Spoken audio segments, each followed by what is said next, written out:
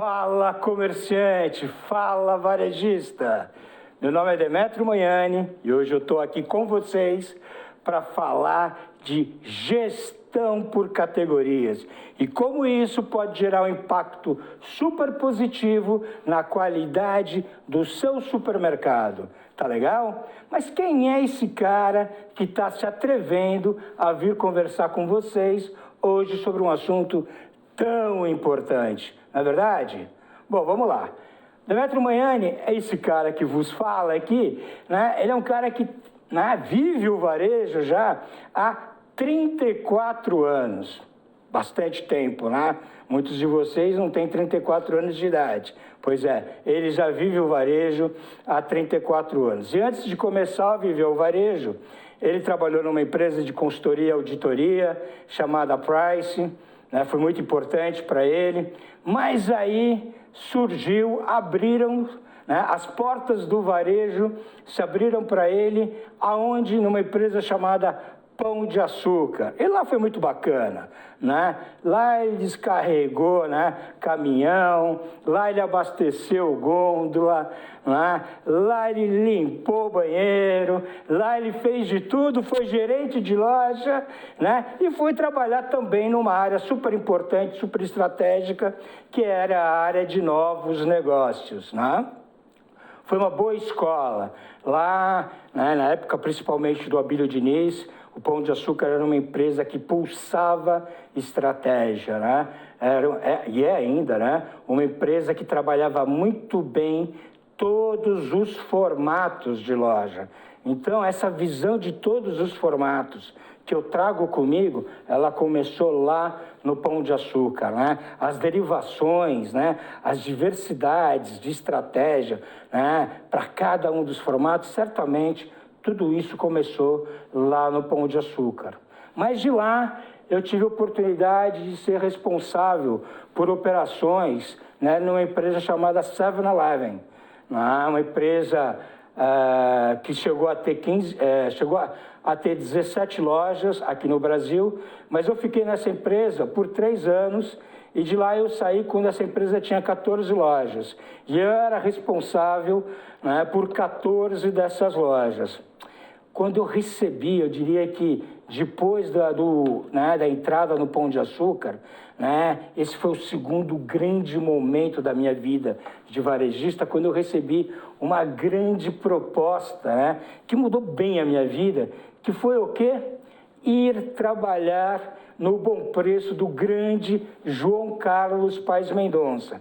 Quem é varejista aqui das antigas deve lembrar de João Carlos Paes Mendonça, presidente da Abras, Associação Brasileira de Supermercados, que foi dono da terceira maior rede varejista na época do Brasil, o Grande Bom Preço, cuja sede ficava lá em Recife.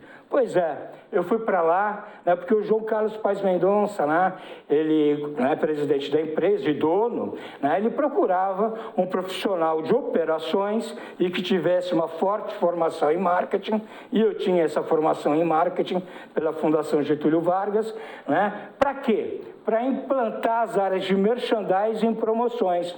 E foi o que aconteceu. Lá fui eu para o Grande Bom Preço, chegando lá no dia 1º de setembro, e a minha primeira grande missão dada por ele, qual foi? Foi implantar planogramas, vocês devem conhecer planogramas, né? Planogramas qualitativos, né? Claro, junto com a área de operações, nas 80 lojas Bom Preço, lojas pequenas, médias, grandes, em todas as categorias de produto. Perfeitamente. Lá fui eu implantar planogramas qualitativos. Depois, implantar layout, departamentalização, né? Não só, né, padronizado, não só nessas lojas também, né, que já tinham, na verdade, como também nas novas lojas, principalmente nas novas lojas. Outra coisa muito bacana foi o trabalho de sinalização, depois veio a área de eventos promocionais, calendário promocional, calendário de produtos, depois eu também assumi a área de publicidade, e foram 6 anos incríveis sendo subordinado a essa fera do varejo brasileiro, o João Carlos. E aí atuando, né, tanto para a marca Balaio, quanto também para a marca Bom Preço, como também para a marca Mini Bom Preço e para a marca Magazine Bom Preço na época. Bom, aí surge, né, um outro momento fabuloso da minha vida, né, quando o João Carlos pega e vende a operação do Bom Preço para a Ahold, né, uma empresa holandesa. E aí, né, nessa transição interessante, eu passo a ser responsável por todos os 25 supermercados Bom Preço de Pernambuco. Uau!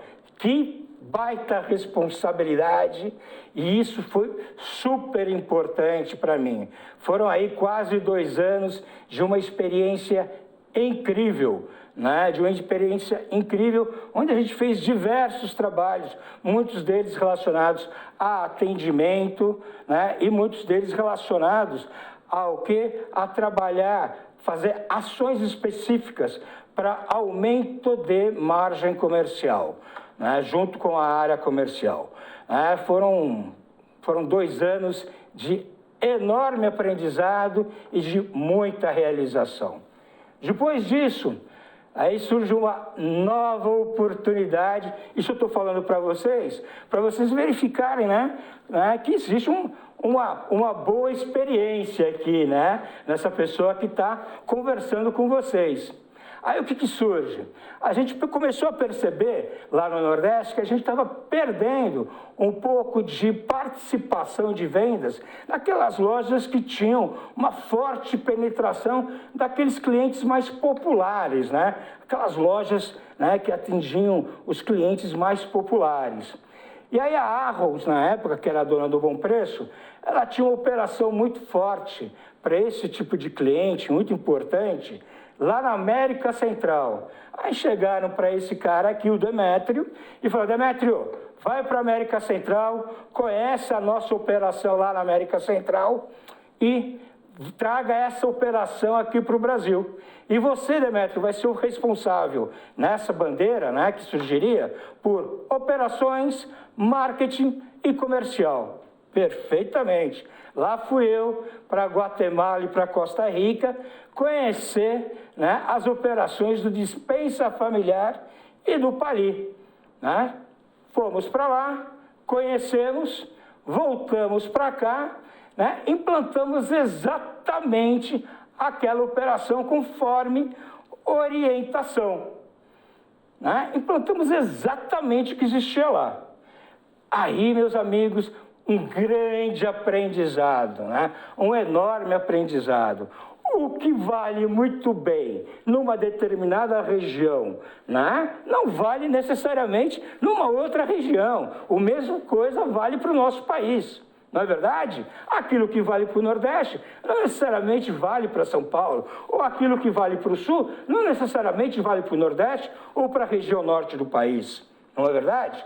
Pois é, nós tivemos uma série de dificuldades e aí nós tivemos que adaptar, né, todas as políticas comerciais. Feito esse trabalho, o negócio, após 6 meses, vira um grande sucesso. E após 6 anos, nós tínhamos mais de 100 lojas espalhadas pelo Brasil. Para um número exato, eram 137 lojas espalhadas pelo Brasil, né? Eram lojas que iam da Paraíba até o Rio Grande do Sul. Quer dizer, foi uma experiência incrível, né? Do ponto de vista, para conhecer o Brasil, foi uma experiência incrível, né? Você perceber que uma operação que é 100%, que é um verdadeiro sucesso em algumas regiões do Nordeste, ela precisa de adequação para ser um sucesso em São Paulo, e a mesma coisa para acontecer onde? No Rio Grande do Sul. Isso foi muito importante. Então, isso me deu uma condição ímpar de poder avaliar, né, redes varejistas por todo o Brasil. Mas faltava o Centro-Oeste, né? E faltava a região Norte. E aí eu recebi um convite muito bacana. Qual foi? Né? Foi o convite da Novo Mundo, Móveis e Eletrodomésticos. E aí eu fui ser conselheiro de administração da Novo Mundo Móveis e Eletrodomésticos. Novo Mundo liderada pelo Carlos Luciano e por toda a família, uma família espetacular, aonde eu pude contribuir como conselheiro. Isso foi uma experiência ímpar, né? Poder, né, atuar no conselho, mas no comitê de vendas, vivendo fortemente, né, a região centro-oeste e iniciar um processo forte de expansão para a região norte, isso foi muito rico. E depois, por fim, né, antes de começar a minha vida de empreendedor, né, viver a vida, né, do fast food, que tem uma operação muito interessante, super interessante, do ponto de vista de operações, né, que foi viver o mundo do fast food com a marca Habib's e Ragazzo. Isso foi uma experiência muito legal, viver inclusive o mundo das franquias. Isso me deu, na verdade, uma visão do comércio mais varejo, né, muito forte, né, que me dá condição hoje, né, hoje em dia, né, atuo de 3 formas, né, junto ao varejo. Quais são essas 3 formas? Forma número 1, né, eu sou advisor de redes familiares varejistas. O que significa esse negócio? Advisor, né? Um advisor é um profissional com uma profunda experiência, né? Um cara que conhece muito bem um ramo de negócio, um cara que já passou por momentos de muito sucesso, mas também que já quebrou muito a cara, né? Então sabe, né, o porquê errou e aonde errou, então tem condições de apontar para, por exemplo, onde eu opero, né, que são as famílias, né, proprietárias de redes varejistas, aonde errou no passado, de tal forma que pode apontar quais foram os erros que cometeu e como evitá-los. Ou então, quais foram os acertos que cometeu, né, que fez. Né? Essa transferência de know-how, mais um comprometimento no atingimento dos resultados da família, né, proprietária da rede varejista, é um grande barato. Né? E no dia a dia, como que é feito esse trabalho? Esse trabalho ele é feito em 3 grandes fases. Estruturação da rede varejista, né? Definição da estratégia da rede varejista e expansão saudável da rede varejista. É claro, sempre levando em consideração o mercado, mas fundamentalmente levando em consideração os valores daquela família varejista. Isso é muito importante. Uma outra coisa que eu faço e eu sou proprietário de uma empresa de consultoria, a FischerTale, né? Aí a gente desenvolve alguns projetos para empresas de médio porte, alguns projetos em empresas de grande porte, também no varejo. Eu sou 100% orientado para o varejo. E também tenho um prazer enorme de liderar a Academia do Comerciante, que é uma empresa de treinamento online. Também dou palestras, né? Já dei palestras na APAS, Associação Paulista de Supermercados, em escolas de negócio, todas elas orientadas para o varejo, e também já escrevi um livro, né? Numa série chamada Atitude de Campeão, onde eu falo das minhas experiências como empreendedor. Né? Então é esse cara que está aqui hoje e que vai bater um papo muito legal com vocês sobre gerenciamento por categoria, e com um objetivo de fazer com que essa teoria, que é o gerenciamento por categoria, gere resultado prático no seu negócio, que faça com que você ganhe mais dinheiro no seu negócio. Combinado? Ok. Então vamos lá, vamos começar, não é verdade? Vamos lá. E aí? Vamos lá. Antes de mais nada, o que a gente vai ver por aqui? Né? A gente vai estar dividindo, né, esse conteúdo em 7 grandes aulas. 7 aulas. Quais são essas 7 aulas? Falando aqui. Primeira aula a gente vai falar de uma forma muito simples e didática e direta. O que é o gerenciamento por categorias? Tá legal? Depois e aí, o que é o valor percebido? Quando você começa a fazer, né, a gestão por gerenciamento por categoria. O que significa esse negócio? Valor percebido.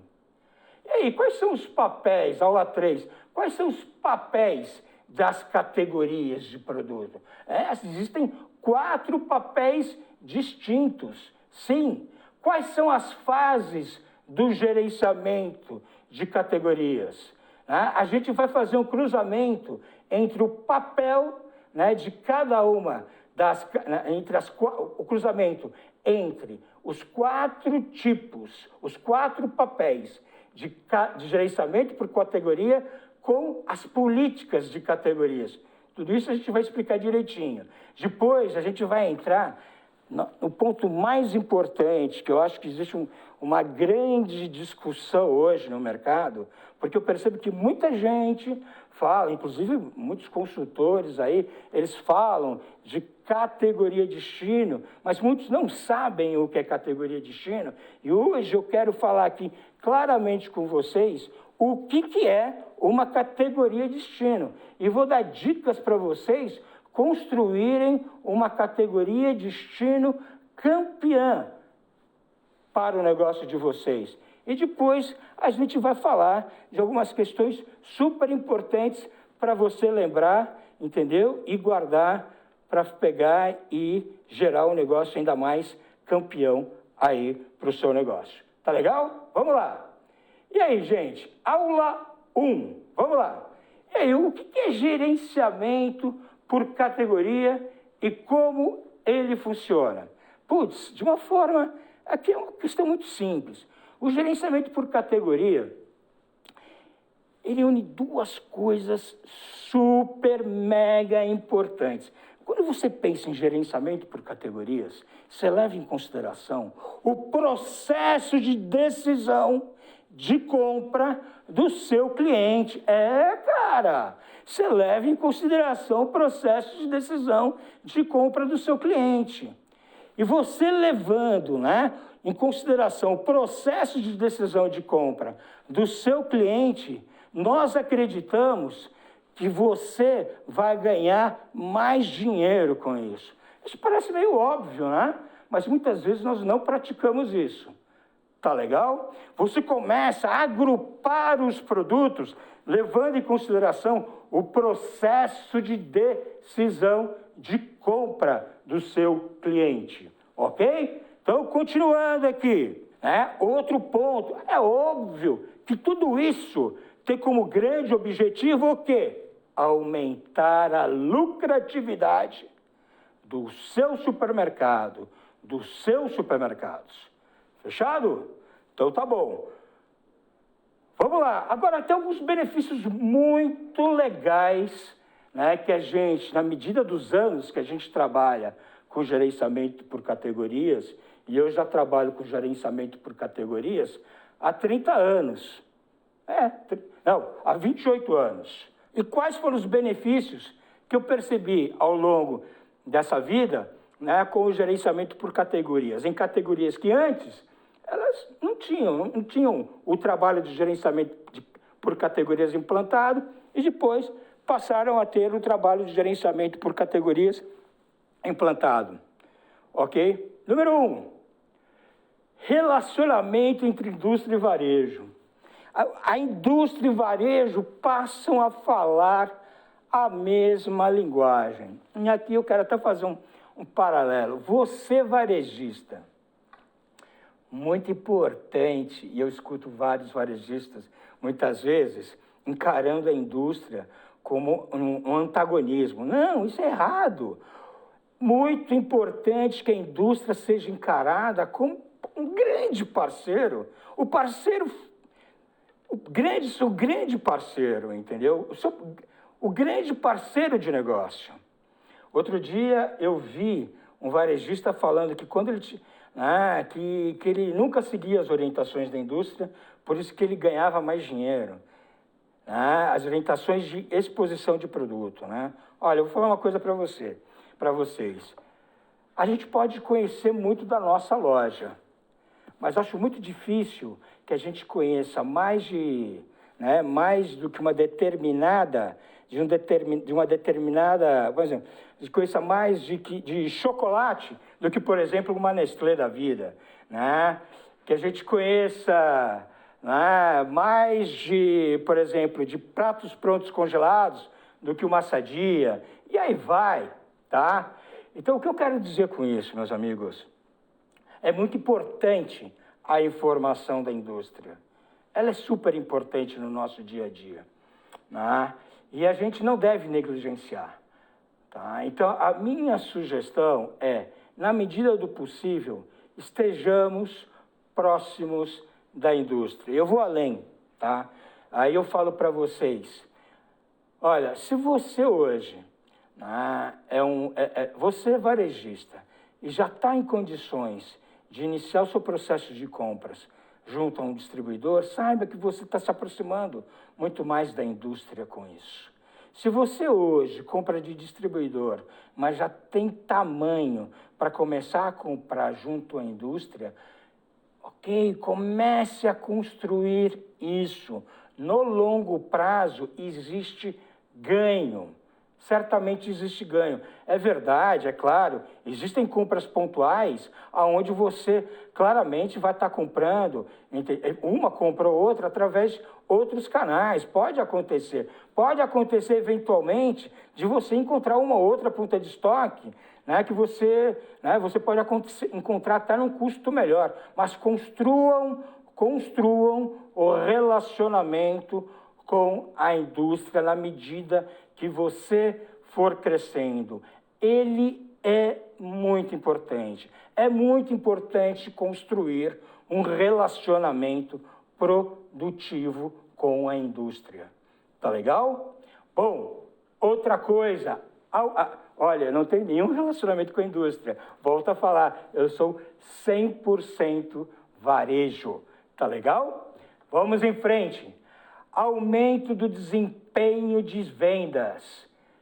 Claramente, né, à medida que você começa a trabalhar com gerenciamento por categorias e você começa a estruturar, né, a sua árvore mercadológica, você começa a estruturar o seu cadastro no sistema, né, em função do gerenciamento por categorias. Você começa a expor no ponto de venda, em função do gerenciamento por categorias. Você começa a fazer as suas promoções em função do gerenciamento por categoria. À medida que você começa a precificar em função do gerenciamento por categorias, não tem a menor dúvida, o seu desempenho de vendas, ele passa a ser diferente. Vamos falar mais disso daqui a pouco.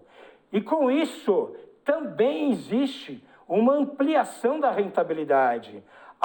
Claro, fidelização do cliente, conquista de novos clientes, redução de custos da operação. Eu não tenho a menor dúvida em relação a isso. Até porque, gente, o gerenciamento por categoria, vocês vão ver mais para frente, ele está debaixo de um guarda-chuva chamado ECR, Resposta Eficiente ao Cliente. E dentro desse guarda-chuva ECR, tem um outro produto, assim como o gerenciamento por categoria, que se chama Custeio ABC.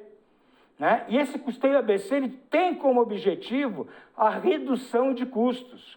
Né? E a outra, a organização dos produtos, facilitando a gestão de compras, sem dúvida.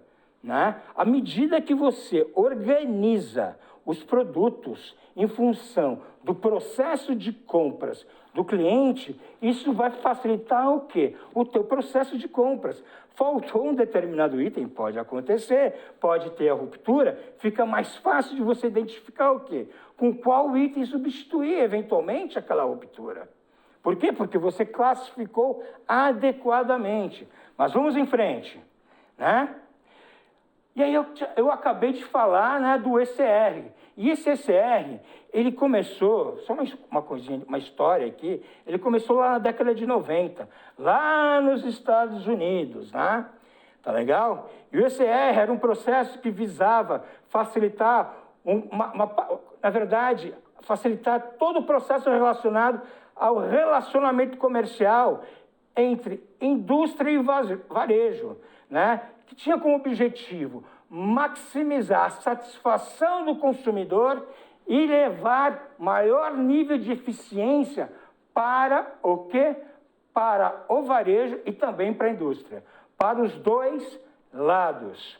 Né? Por quê? Percebia-se na época que, né, na verdade, com essa briga entre varejo e indústria que existia, né, a indústria não entendia nada do ponto de venda, ela não atuava no ponto de venda, e o varejo dava as costas para a indústria. Que esses dois, o que acontece? O processo, né, ele perdia muito, ele ganhava muita ineficiência no todo. Muita ineficiência. E com isso, o que acontecia? Existia aumento de custo dos produtos, inclusive. Com o ECR, né, o que passou a acontecer, inclusive em alguns momentos, redução de custos. Ah, Demétrio, duvido. Então vamos lá. Tá? O IDI financeiro e mercantil. Demétrio, o que é esse negócio IDI financeiro e mercantil? Vem cá, você aí que é varejista aí da década de 80. E aí, como que você enviava, entendeu? Como que era o recebimento de nota, né, lá na década de 80, entre indústria e varejo? Né? Tinha troca eletrônica de dados entre indústria e varejo? Existia troca eletrônica de informações, né, de notas fiscais entre indústria e varejo? Existia nota fiscal eletrônica? Não existia. Né? Não existia isso, não existia. Imagina o custeio que existia por trás disso. Não houve uma redução de custos com isso? Claro que houve. Reposição contínua. O que eu quero dizer com reposição contínua? Se a indústria não sabe quanto as grandes redes vão pedir, por exemplo, você já imaginou o nível de estoque que a indústria tinha que manter para suportar um pedido enorme que poderia vir do nada? Né? E aí, esse estoque enorme, ele não tem custo que poderia vir do nada? Claro que tem. Tem um custo enorme. E quem vocês acham que pagava, né, por esse custo enorme? Só as grandes redes? Claro que não. As grandes, médias e pequenas redes. Porque tinha um custo. A indústria era obrigada a ter um custo enorme. Entendeu? Porque ela tinha que ter o quê? Ela tinha que ter um estoque enorme para suportar um pedido, né, de um Walmart, de repente. Então, o pequeno varejista, ele pagava isso. Então, hoje, em redes como Walmart, como Pão de Açúcar e etc., a indústria muitas vezes tem acesso ao nível de estoque que essas redes têm. Isso dá o quê? Dá condição para a indústria poder planejar o quê? A sua produção. E dá condição para quê? Para a indústria poder controlar o seu nível de estoque. Com isso, o que acontece? Reduz o custo da indústria. Reduzindo o custo da indústria, reduz o custo para quem? Para todos. Para todos. Sem exceção. Tá legal? Custeio baseado na atividade é a mesma coisa. Né? É a mesma coisa. Eu vou dar um exemplo para vocês. Vamos pensar aqui. Categoria vinhos. Tá? Categoria vinhos. Vamos lá, um supermercado. Quanto que é a despesa de um supermercado? A despesa de um supermercado, aí, 25%, tá legal, pode ser. Alguns mais, outros menos. Vamos botar 25%? Podemos.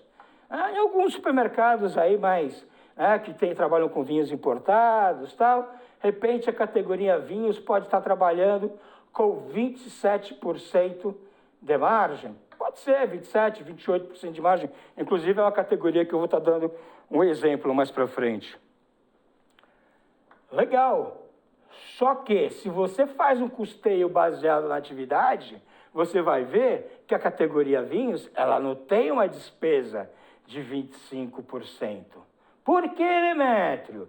Porque o que carrega, né? Quem que carrega boa parte dessas despesas?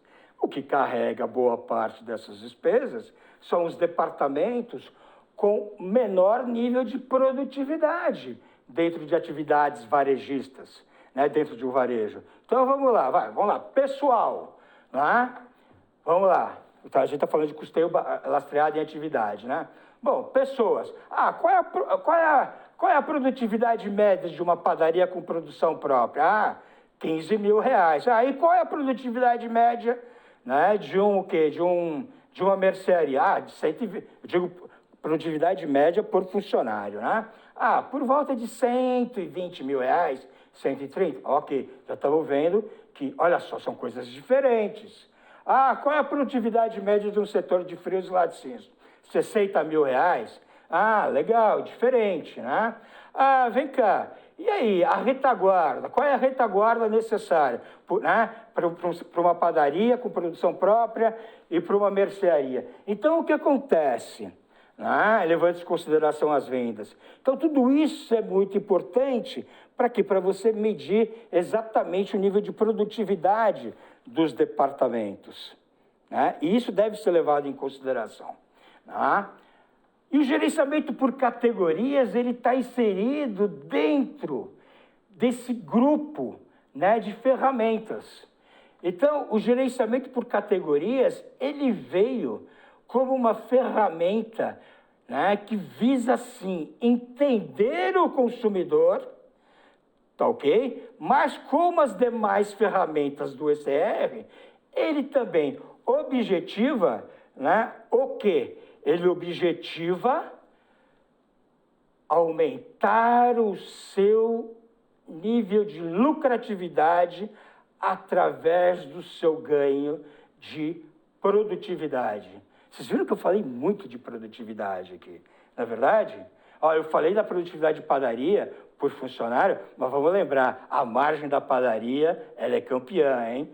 Então, isso é muito importante, tudo isso tem que ser levado em consideração no todo, né? Por isso que eu falo tanto de gestão no detalhe. A gente pode conversar outro dia sobre gestão no detalhe. Vamos lá, vamos em frente.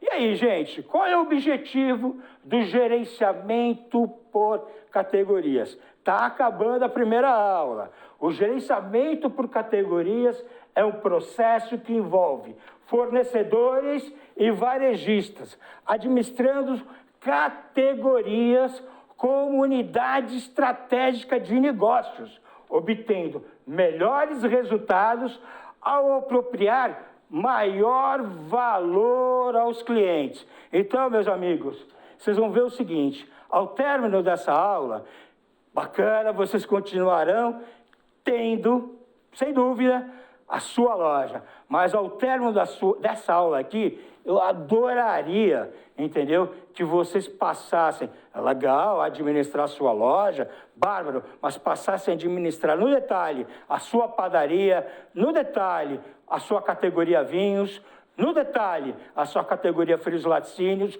no detalhe a sua categoria hortifruti e no detalhe a sua categoria cereais. Porque somente fazendo a gestão no detalhe é que você vai fazer o quê? Aumentar a lucratividade da sua loja como um todo. Pois é, meus amigos, é assim, entendeu? É só com a gestão no detalhe que você realmente aumenta a lucratividade do seu negócio. Daqui a pouco a gente entra para a aula 2. Grande abraço!